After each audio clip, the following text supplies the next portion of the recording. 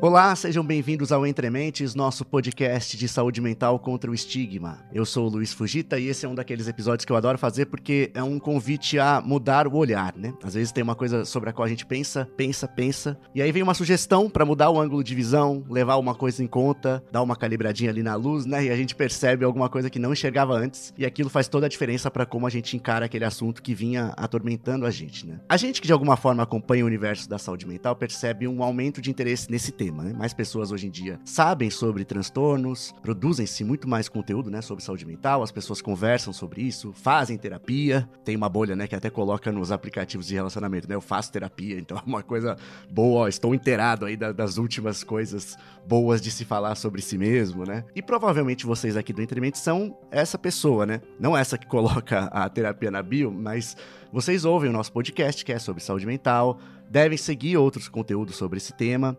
Não tem preconceito com medicação, né? Uma coisa que a gente busca sempre, quando é o caso. Procuram se autoconhecer, fazem terapia, né? A bendita terapia. E mesmo assim, pode ser que muitas vezes venha um pensamento, pô, eu faço tanta coisa pra cuidar da minha saúde mental e ainda assim tem um sofrimento que persiste, né?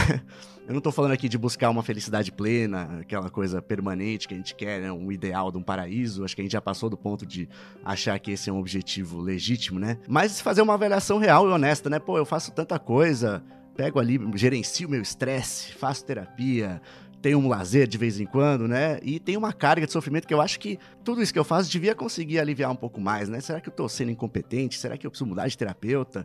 De quem que é a culpa, né? Por essa coisa do sofrimento continuar, né? A gente vai colocar hoje um ponto de vista que deve ajudar a esclarecer por que isso acontece. E fazendo esse esclarecimento, eu acho que vai ajudar muita gente a aliviar um pouco dessa própria carga que costuma sentir, continuar sentindo, a despeito de fazer tanta coisa de autocuidado. A nossa conversa é com o André Lombardi, que é psicólogo e pesquisador de epistemologia, e vocês vão ver, ele é muito preocupado em fazer uma psicologia crítica, né? Pegar todas as ideias que geralmente acabam vindo, né? Quando um assunto começa a ser massificado, muitas ideias de senso comum acabam se estruturando e a gente vai, né, naturalmente como leigo, adquirindo aquilo, e o André tá aí para sempre colocar, opa, tem isso aqui para pensar também. Obrigado por ter topado falar com a gente, André. É um prazer, tô animadíssimo para a conversa. Antes de entrar no assunto propriamente dito, que ele veio a partir de um post seu, né? O André tem um perfil no qual ele fala, né? Transmite informações sobre saúde mental, que chama Labirinto. E esse lab é o B mudo, né? Ali, termina só no lab. E a partir de um post dele foi onde a gente teve a ideia de trazer essa pauta, né? Como tem a ver com saúde mental, eu queria que você, André, fosse o responsável por esclarecer uma coisa que às vezes já apareceu aqui no episódio. Às vezes vem um profissional e fala que uma das especialidades dele é saúde mental. E aí pra gente é uma coisa muito estranha, porque, mas o cara é psicólogo, né? É como falar, parece que alguém, sou médico e uma das minhas especialidades é saúde humana, sabe? Uma coisa assim, saúde mental faz parte do core, da essência aí do que vocês fazem, né? O que é saúde mental, né, para a psicologia, que ela exige essa coisa que não é tudo, né, não é o que a gente fala de saúde mental, e se isso tem a ver com o que a gente vai falar aqui quando a gente vai falar de cuidar de saúde mental. Né? Eu acho que esse é um excelente lugar para a gente começar, porque já abre a possibilidade da gente botar algumas perguntas em relação a isso que eu acho que são importantes também, né? Eu acho que, assim como muitos tipos de conhecimento, né? As palavras que a gente busca para tentar definir e ancorar o nosso fazer, elas são recheadas de vieses, e muitas vezes elas escondem determinadas formas de olhar para o assunto. Eu posso dizer para vocês com toda tranquilidade que eu uso o termo de saúde mental para facilitar a conversa. Mas porque quando eu falo de saúde mental, eu sei que as pessoas vão ter interpretações diferentes do que eu estou falando. Porque isso é dado do próprio conceito, né? Saúde é um conceito aberto. Se você perguntar para um dermatologista, ele vai te dar uma visão de saúde. Se você pensar para um naturalista que gosta de Ayurveda, ele vai te dar outra definição de saúde, né? E eu acho que a gente tem essa tendência a tentar fechar as coisas, né? Eu falo de saúde, todo mundo sabe do que eu tô falando, né? Mas isso não é muito verdade, né? E mental é uma outra questão também. Porque a gente parte do pressuposto, né? Se a gente está falando de psicologia, a gente está falando da mente. Mas mente é um termo absolutamente não definido por ninguém, né? Não é definido pela psiquiatria, não é definido pela psicologia, não é definido pela filosofia, e tem muitas áreas da psicologia, inclusive, que se colocam como antimentalistas. Não tem mente, nem tem o que a gente falar de mente, porque isso não faz o menor sentido, assim. Mas como a gente tem uma massificação deste conceito, e quando eu uso esse termo eu consigo muito rápido colocar as pessoas, pelo menos no campo daquilo que eu estou falando, né, eu acho que ajuda muito. Mas eu, particularmente, não gosto de usar o termo de saúde mental. Quando eu estou conversando com as pessoas, eu uso o termo sofrimento emocional, porque eu acho que esse é o campo que a gente tá falando. Normalmente, e isso já é o que a gente pode puxar para a conversa que a gente vai ter, eu acho que muitas vezes quando a gente está falando de fenômenos de saúde mental, a gente normalmente não está falando nem de saúde, nem de mente, né? Então, eu gosto de usar esse termo sofrimento emocional para falar dessas coisas, mas, de fato, saúde mental facilita o processo de comunicação. Sim, perfeito. Acho que faz sentido porque quando a gente pensa, agora a partir do que você falou, né, em saúde mental, geralmente a gente pensa em queixas, né? Coisas que estão incomodando a gente, aí faz muito mais sentido a gente falar realmente do sofrimento emocional, né? Entrando então na nossa conversa, André. Nesse post que eu falei, é aqui mais ou menos na segunda metade de junho, para quem for entrar ali no post, um post que tem uma capa amarelinha ali. Você diz, eu vou falar algumas partes aqui que são quase uma transcrição mesmo do que você falou, né? Você disse que se a gente pensar em medidas de cuidado do sofrimento emocional, vão vir algumas palavras-chave, né? O que isso traz para você? Se eu pensar em sofrimento emocional e medidas para mitigar isso, né? Você fala que vão vir palavras-chave como terapia, autoconhecimento, autocuidado, medicação, etc. Em seguida, você vem com um balde de água fria imediatamente, assim, no slide seguinte, e fala, ó, isso aí é bom, claro, né? Mas tem um limite, né? E eles ocupam mais um espaço de redução de danos. Eu também não estou aqui para diminuir a redução de danos, né? Esse podcast, inclusive, é partidário da coisa. Não estou dizendo que, não, então é uma coisa ineficiente, né? Longe disso. Mas o redução de danos traz esse conceito de que tem um limite, né? E geralmente a gente não acha isso. A gente acha que se fizer tudo certinho, a gente vai chegar num estado quase que de plenitude, né? Eu queria então que você desse uma geral sobre esse seu ponto de vista, né? Por que essa ideia de encarar essas medidas que pra gente são até mais naturais hoje em dia, especialmente a terapia, né? Acho que quando a gente fala de terapia hoje, ela meio que encarna, né, todas essas outras medidas, né? É tão difícil as pessoas começarem que, puta, se chegou nesse ponto, a gente já presume que ela faz outras coisas para esse autocuidado que a gente tá falando, né? Então, por quê, né? Por que tem um limite, apesar da gente falar, pô, tem que fazer como se fosse um grande bálsamo, né? Quando a gente coloca a psicologia sobre uma análise crítica histórica de formação dela, tem uma coisa que é muito importante de ser pontuada e que normalmente passa batido quando a gente fala sobre psicologia e terapia e a psiquiatria e esse tipo de coisa. Essas ciências, eu vou chamar de ciências do cuidado, que eu acho que é como a gente enxerga elas hoje em dia, elas não nascem como ciências de cuidado, né? Elas nascem como ciências de controle. Então, a função da psicologia, a função da psiquiatria, a manifestação de lugares como, por exemplo, os manicômios, né? Eles não foram criados com a intenção de cuidar das pessoas. São ciências que foram criadas com uma intenção de controle social. Se eu entender os desvios, né? Se eu entender os desviantes, eu consigo, enfim, fazer com que a sociedade funcione do jeito que ela deveria funcionar. E isso, né? A sociedade como ela deveria funcionar, né? Já é uma coisa que traz enormes preconceitos e opressões e esse tipo de coisa. E a psicologia e a psiquiatria hegemônica, esse discurso natural que a gente recebe, que a gente é muito afetado nas redes sociais, elas carregam muito essa historicidade da psicologia, né? Não como um lugar de cuidado, mas como um lugar de controle, muitas vezes. E a gente também tem uma questão do quanto isso é potencializado pela estrutura produtiva que a gente tem. Independentemente de entrar numa discussão muito política aqui ou não, né? O nosso modelo de organização eu diria assim, social, ele é permeado por uma ideia neoliberal, por estruturas neoliberais. Um dos pontos fundamentais do neoliberalismo é entender o indivíduo como unidade máxima daquilo que acontece. Então, o indivíduo vira essa estrutura superpoderosa e que tudo pode, e que se não consegue é porque não tentou o suficiente. E a terapia, na sua forma mais hegemônica, ela conversa com esse lugar. Por isso que ela não dá conta. Porque ela coloca o indivíduo como essa coisa sem limite, super poderosa, que dá conta de tudo, né? E você tem falas, por exemplo, né? Eu acho que se a gente for olhar, por exemplo, a Margaret Thatcher, que é um exemplo muito grande do pensamento neoliberal, né? Ela vai dizer com toda tranquilidade, não existe sociedade. Então eu acho que quando a gente olha para determinadas tradições da psicologia, existe uma descontextualização do sujeito, como se ele vivesse num vácuo, como se não tivesse um mundo lá fora. E aí a gente tem uma responsabilização e uma individualização desse sofrimento. Então, se eu sofro é porque tem uma coisa de errado comigo, porque eu não estou fazendo alguma coisa direito.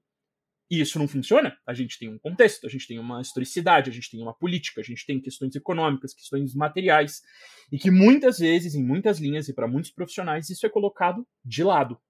E mesmo aqueles profissionais que não colocam de lado vão ter um limite de atuação dentro desses problemas, porque essas estruturas são difíceis da gente atuar contra elas ou com elas, né, nesse nível individual. Portanto, tem um limite do que a gente pode fazer. E aí eu concordo plenamente com você que você falou. Isso não significa que processos de mitigação desse sofrimento, de redução de danos, desse conflito entre aquilo que a gente precisa e as estruturas que nos impedem de alcançar isso, que esses processos não sejam importantes. Eles são fundamentais. Eles só não são suficientes.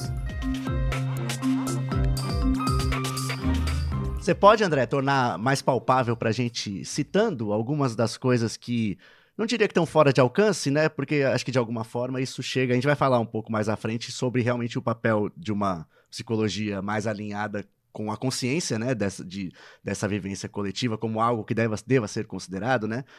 Mas alguns exemplos, assim, do que geralmente não é levado em conta e que impacta diretamente, né, o indivíduo.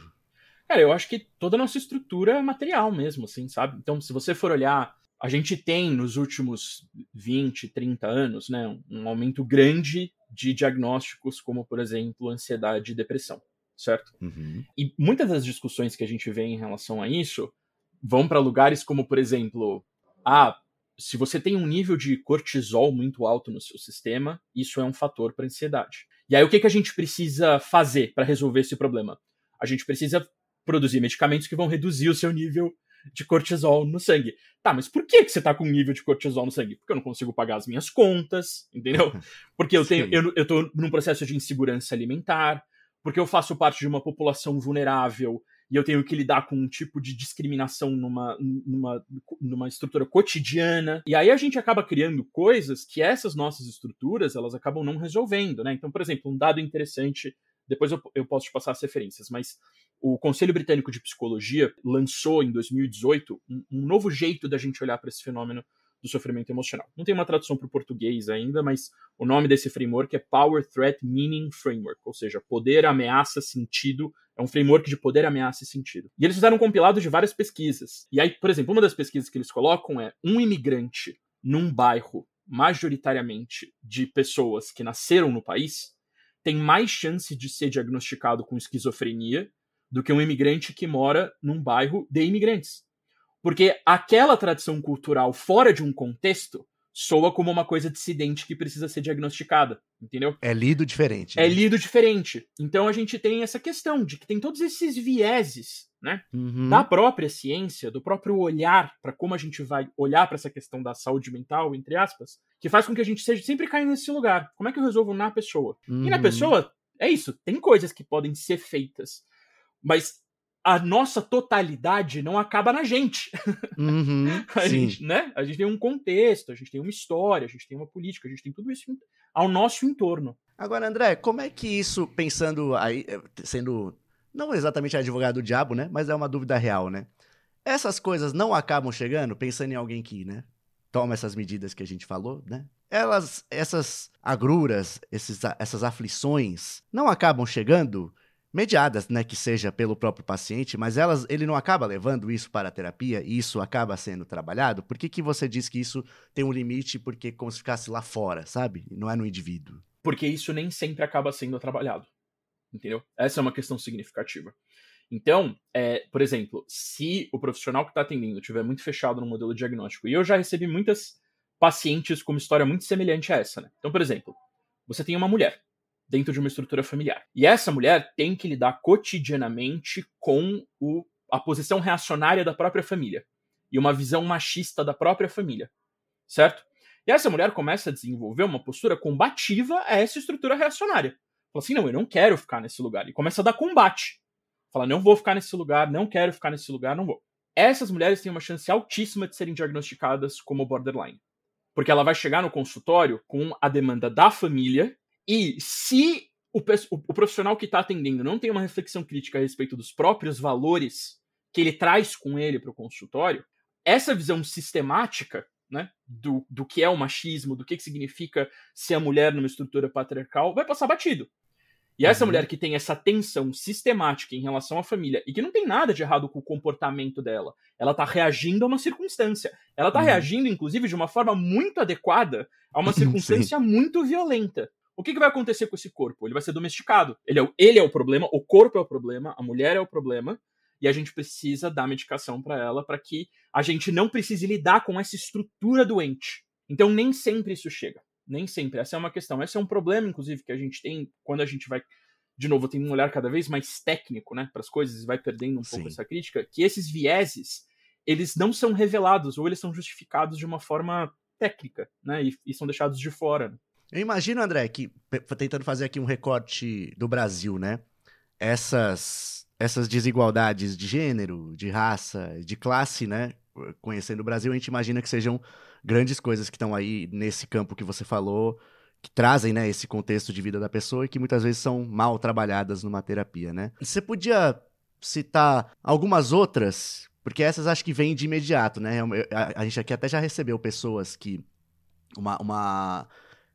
A Daiane, acho que é Diana, acho o nome dela.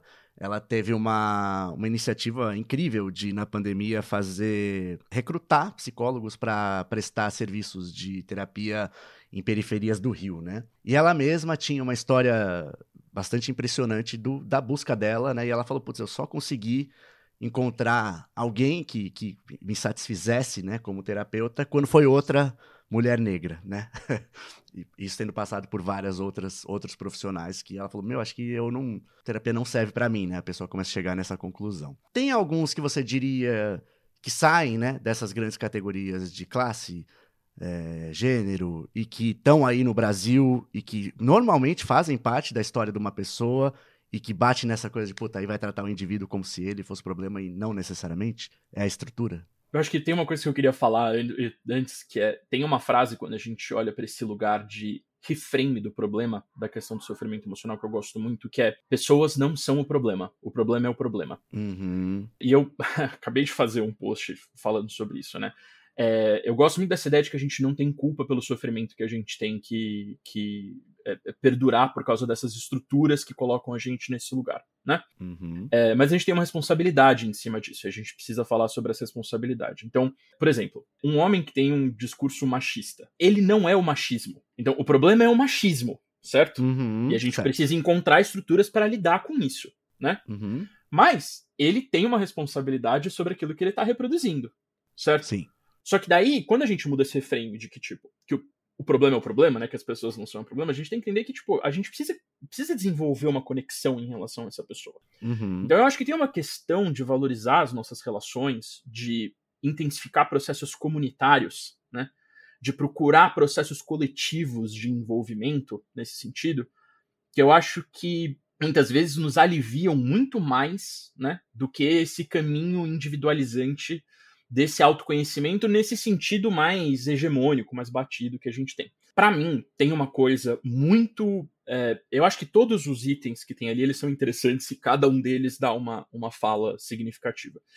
Mas tem um especificamente que eu acho que diz muito sobre esse lugar desse sofrimento, que é: uma das coisas importantes para a gente pensar a saúde mental e como lidar com o sofrimento emocional é a agência que a pessoa tem para poder dar sentido para as próprias experiências e a autonomia que ela tem em relação ao próprio corpo. E eu acho que isso é uma vivência que nos afeta no sentido negativo, né? Da gente não ter a capacidade de dar a gente sentido para nossa experiência, nem autonomia no nosso corpo. E eu acho que essa é uma vivência de interseccionalidade, assim, sabe? Porque, por exemplo, até uma pessoa que está no lugar supostamente, né, entre aspas, privilegiado, porque também eu acho que esse contexto, essa palavra, ela se perdeu um pouco o sentido, assim, né? Você tá falando de um homem branco, hétero, rico. Essa pessoa, por mais que ela tenha um lugar de privilégio, ela não tem autonomia para descrever o próprio sentido da vida dela. Tem uma cartilha de como você precisa ser um homem branco, hétero, rico. E se você não se adequa a essa cartilha, você não participa do grupo, né? Você vai ser excluído. Então, a gente tem que, muitas vezes, ceder a estruturas normativas que não fazem sentido pra gente, que não dão conta da nossa totalidade, para poder participar de determinados grupos de suporte. Eu acho que o diagnóstico muitas vezes leva a gente desse lugar. Então, nesse sentido, eu posso estar vivendo por uma experiência de sofrimento muito aguda. Se eu não comprar a estrutura psiquiátrica de que esse meu sofrimento agudo se chama depressão, eu não vou ter acesso à ajuda. Então, a gente não tem a capacidade de produzir sentido para as nossas experiências. Porque a nossa sociedade ela é permeada por desequilíbrios de poder. E criar sentido significa que você tem que ter algum tipo de poder institucional.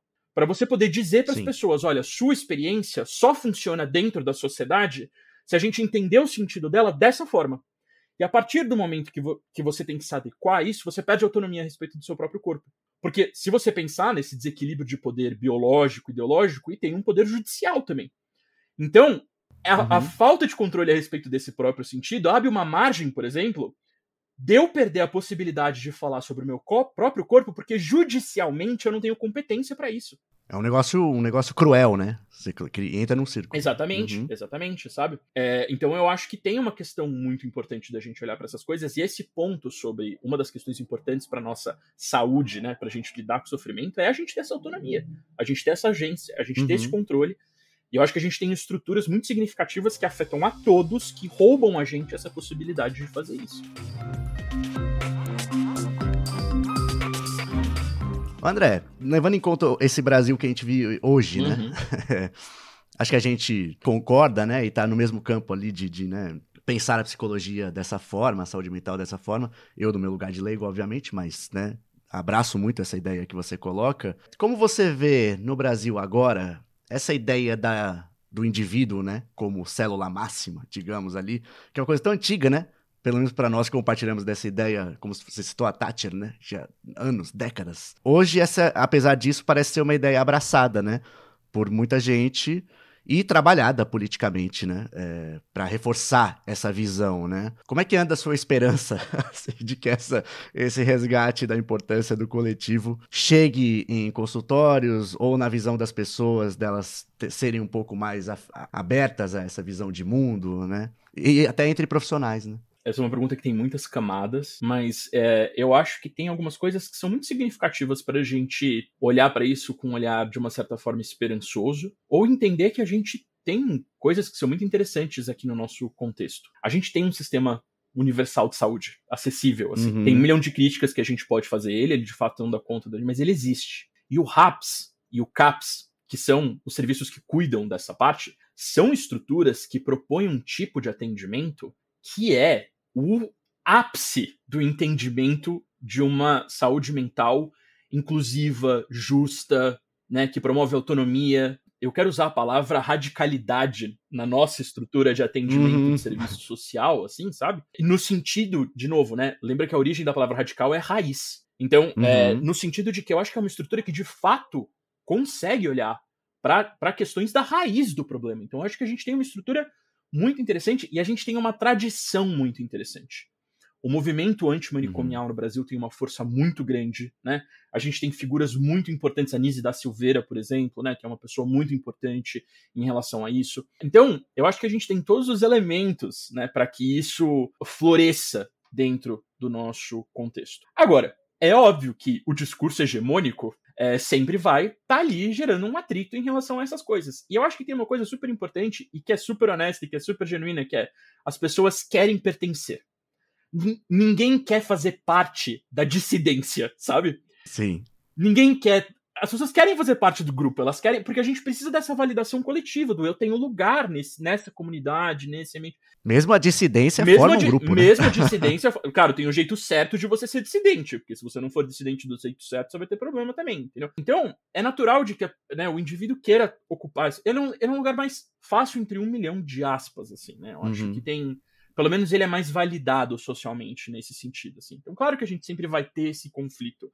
Mas eu acho que a gente tem uma estrutura de saúde, uma estrutura histórica e pensadores muito importantes para a gente construir outros caminhos aqui dentro também. Então, é um momento difícil, tem questões muito complicadas para a gente lidar, mas eu entendo que a gente tem um arcabouço para lidar com isso. Assim. E aí, André, já partindo até para a parte final da nossa entrevista, né? Você mencionou ali aquele estudo britânico, né? Que foi de onde saíram algumas coisas. Achei bastante interessante, você coloca, inclusive, no post, o que eu acho importante, né? Porque não é que eu tirei da minha cabeça que é importante ter amigos, né? Alguma coisa assim.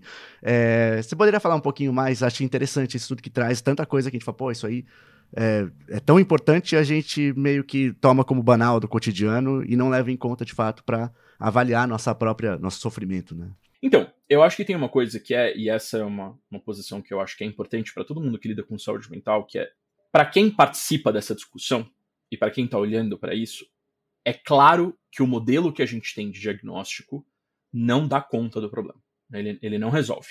Ele pode mitigar, ele pode oferecer alguns esforços, mas em muitos casos ele agrava a situação que a gente tem também. Então existem muitas experiências, existem muitas pessoas que estão tentando olhar para um outro jeito de pensar a saúde mental, muito nesse lugar de respeitar essa autonomia das pessoas em muitos lugares, né? E aí tem modelos que vão destoar mais do modelo diagnóstico e modelos que vão destoar menos. Eu acho que a proposta mais estruturada, mais organizada e, ao mesmo tempo, mais distante do modelo diagnóstico é essa estrutura postada pelo Conselho Britânico de Psicologia, guiado por essa psicóloga chamada Lucy Johnston, que é o Power Threat Meaning Framework, que é o resultado de um estudo longo de uma nova forma de olhar para o sofrimento emocional sem patologizar ele. Então, ele tem uma premissa que é dizer o seguinte, fala assim, tudo que a gente chama de sintoma e doença são pessoas reagindo de forma perfeitamente normal a situações que são muito anormais. Então a gente precisa incluir essas pessoas até para poder devolver a autonomia para elas nesse sentido. Porque muitas vezes, inclusive, o sofrimento emocional de alguém que tem o diagnóstico não tem a ver sobre a experiência individual de viver com aquele diagnóstico, mas o encontro que aquele diagnóstico tem com estruturas sociais que não cabem, onde aquele diagnóstico não cabem. A gente precisa olhar para isso. E eu acho muito legal porque todo esse documento, que é muito bacana de ler, ele tem duas propostas que são muito interessantes. Primeiro, ele foi desenvolvido por psicólogos, psiquiatras, assistentes sociais e usuários do sistema de saúde. Então todos eles tiveram uma voz e um peso igual na formulação do entendimento desse sistema. E tem toda uma parte da psicologia muito interessada nisso. Hoje em dia a gente tem uma coisa muito forte chamada Med Studies, que são as próprias pessoas que passaram por situações de violências. A gente tem esse contexto das violências psiquiátricas falando sobre a própria, entre aspas, loucura, né? Que é uma fonte muito interessante da gente olhar em relação a isso. É um grupo de estudos que formulou esse documento, que tem essas vozes múltiplas e que tem um olhar sistêmico. Porque como, inclusive, o nosso SUS, né, tem muito do modelo de atendimento de saúde pública da Inglaterra, né?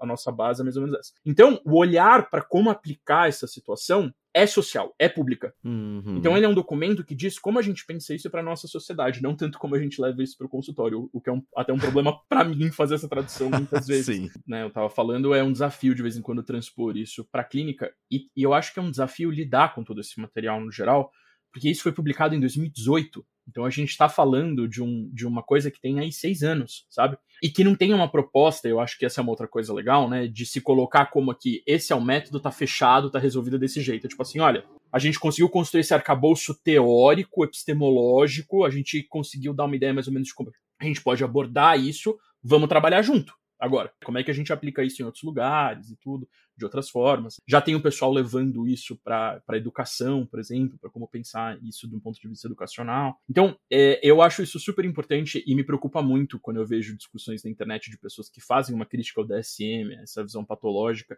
Muitas vezes os comentários de próprios profissionais da saúde mental é tipo assim, não, isso é anticientífico. Você não pode criticar um negócio. Eu falei, gente, a partir do momento que você pega um negócio e tem um comprometimento dogmático do negócio, a partir do momento onde você parou de estudar para saber se tem outro jeito de olhar para o negócio, sabe? Outra forma de pensar esse problema. Desculpa, né? Parou gente, a ciência, né? Quem tá sendo anticientífico é você, né, meu amigo? Vamos lá, né? E eu não tô falando de um negócio que foi formulado pelo Joãozinho de Cima, assim, sabe? É um calhamaço publicado pelo Conselho Britânico de Psicologia com aval, né? Baseado em parâmetros da Organização Mundial de Saúde da ONU, sabe? Sim, não é, sim. Né? Não é brincadeira o negócio. Assim. E eu te falei, né, que a gente tem uma boa parte do público que eu percebo ali. Nunca contei de fato, né? Acho que nem tem como, só se fazer uma pesquisa. Mas que a gente vê que tem muito psicólogo ou estudante de psicologia, né, entre o nosso público. E é um documento que é possível ser lido por esse pessoal? Cara, ele é gratuito. Se você procurar Power Threat Meaning Framework, você vai... Acho que o primeiro link do Google é a página para baixar. infelizmente, só tem inglês e espanhol por enquanto. E pra quem é leigo? De repente, uma curiosidade além ali que a pessoa tem, é legal também? Eu acho que é super legal, e eu acho que como ele tem essa proposta de ser... Ele tem essa proposta. Até de quebrar de uma coisa que muitas vezes acontece, eu acho importante a gente falar isso, quebrar a hierarquia da relação do profissional com o paciente também. Porque tem muitas pessoas que vão para a área de saúde mental pelo poder, né? Exatamente para poder estar nesse lugar de dizer para a pessoa, não é isso que está acontecendo na tua vida. O que está acontecendo na tua vida é tal coisa. Voltando entendeu? ao que você falou do controle, né? Das origens. Exatamente. E a gente vê a proliferação grande disso, assim, né? Então, todo mundo quer ter ali no bio do LinkedIn uma especialização em neurociências. Isso vai ajudar a pessoa a ajudar alguém em alguma coisa? Provavelmente não, entendeu? Mas ela ganhou uma autoridade, que ela pode agora, numa discussão de internet, falar assim, não, mas eu tenho uma especialização em neurociências. E? Né? E daí? Sim. Né? É aquele grandes merda que ser advogado. Exatamente, entendeu? Ou, por exemplo, né, acho que também a psicanálise, porque as pessoas confundem, né?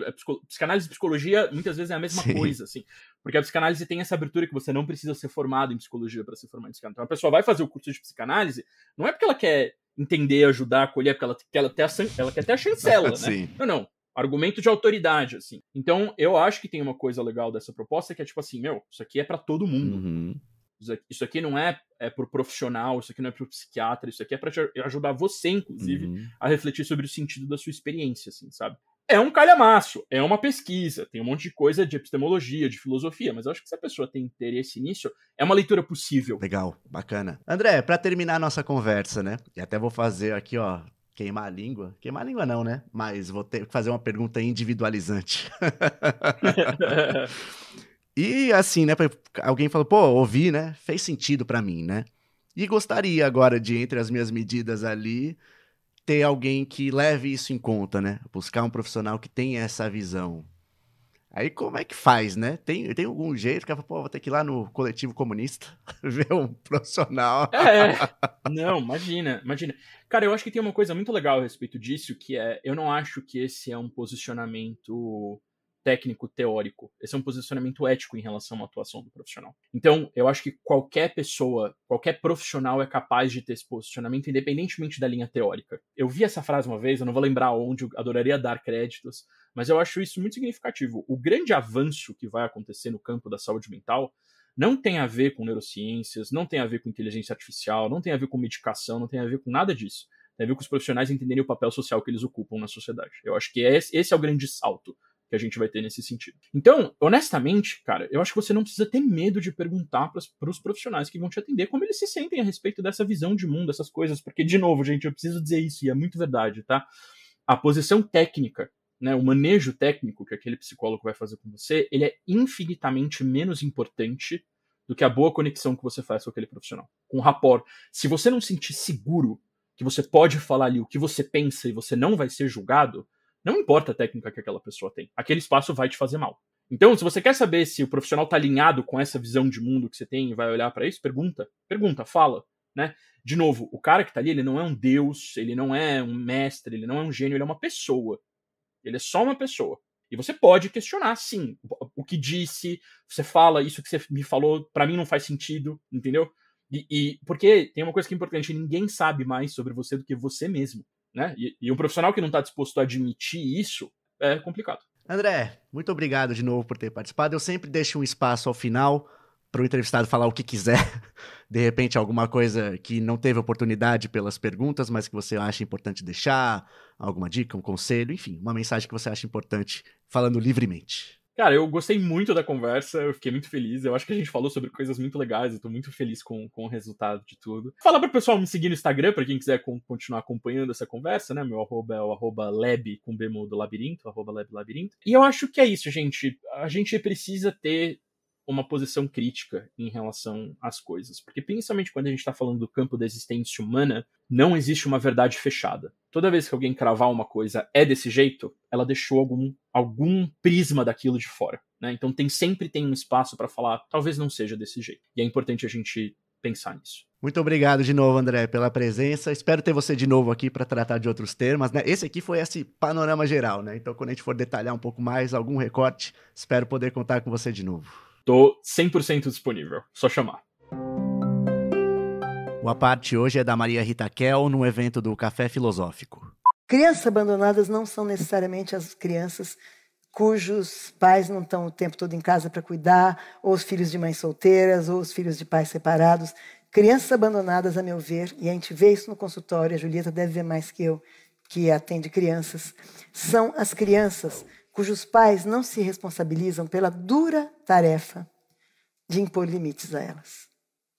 Essa é uma tarefa difícil, principalmente na sociedade de consumo, principalmente numa sociedade em que usa a criança como isca para vender de tudo, e que a criança vira uma máquina de eu quero, eu quero, eu quero, eu quero. É o ar que ela respira na sociedade de consumo. As crianças que são entregues à sua própria voracidade, que é própria da criança, em si não está errado uma criança ser voraz, as crianças que são entregues à sua demanda pulsional de satisfação sem limite, essas são as crianças abandonadas. Abandonadas porque elas não têm, os pais não ajudam que elas criem dispositivos psíquicos, dispositivos subjetivos de lidar com a insatisfação. Inclusive, não só de poder segurar a onda, digamos assim, que é muito bom. Não posso, eu aguento. Mas também de criar outros, a imaginação, a brincadeira, o que a gente chama de sublimação, que o Freud chama de sublimação. Sublimação é tudo que a gente precisa fazer para a vida não ficar ou muito tediosa ou totalmente limitada às funções do corpo. Obrigado, pessoal, por terem ouvido mais esse episódio. Eu me interesso bastante por essa área da psicologia crítica. Sigo, várias pessoas que falam sobre isso. E recomendo que quem goste dessa visão também siga outros influenciadores, Tem o próprio André, que a gente falou aqui, do Lab Labirinto, a Flávia do Despatologiza, o da Saiev do Saúde Mental Crítica. E aí, a partir do momento em que você passa a seguir esses perfis, muda, a forma de você encarar tanto essa questão do sofrimento emocional individual, mas a partir de uma consciência do coletivo, Isso eu acho primordial para os nossos tempos. Obrigado, gente. Até o próximo. O Entre Mentes é uma produção da Baioc Conteúdo. Tem roteiro e apresentação minhas, Luiz Fujita, edição da Amanda Hadzira, coordenação geral da Tainã Damião e trilha sonora do Paulo Garfunkel, nosso querido Magrão. Quem cuida das redes sociais é a Tainá Medeiros. Siga a gente no seu tocador de podcast favorito e dê sua avaliação, que as estrelinhas são muito importantes para nós. Se inscreva no canal no YouTube, que os episódios também vão para lá em vídeo. Siga também no Instagram, @EntreMentesPodcast, e conversa com a gente por lá, pelos comentários ou por mensagem. Um grande abraço e até o próximo episódio.